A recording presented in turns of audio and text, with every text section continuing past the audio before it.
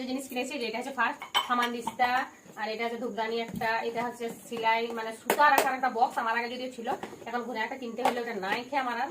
তো যাই হোক, এই একটা, আর এই যে 4টা কাপ কিনতে গেছিলি, কিন্তু কাপ মাত্র 4টা কিনা হয়েছে। আর কিনেছি এই যে একটা কানের, এই একটা আংটি পরেও নিয়েছি, এই যে 2টা কাঁটা ক্লিপ, আর এই যে 2টা চাটনি বাটি।